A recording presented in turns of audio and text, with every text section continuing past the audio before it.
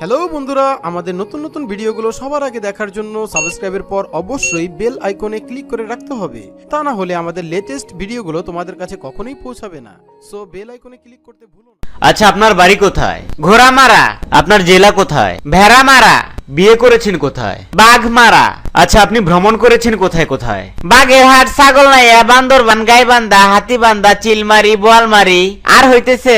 আচ্ছা থাক থাক, আর বলতে হবে না, আপনি তো পুরো ন্যাশনাল জিওগ্রাফি ঘুরে ফেলেছেন।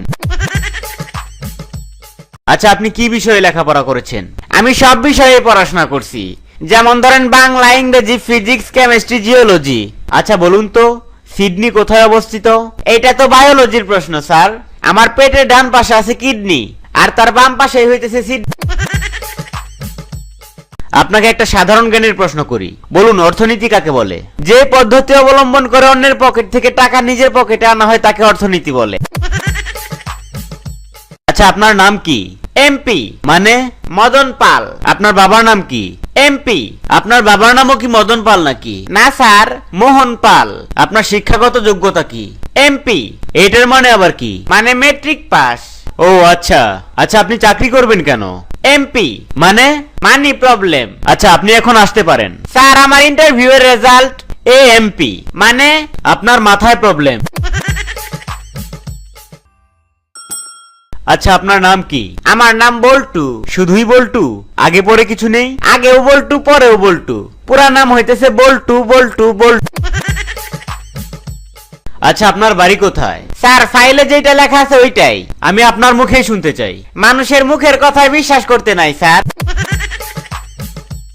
আচ্ছা, এখন আপনাকে দুইটা সহজ প্রশ্ন করব, যদি উত্তর দিতে পারেন তাহলে আপনার চাকরি হয়ে যাবে। ঠিক আছে স্যার। আচ্ছা, ইংরেজিতে ডগ বানান করুন। DOG dog. আচ্ছা, এখন বানান করুন হিপ্টোমাইসিস। স্যার, এই প্রশ্ন তো সহজ না।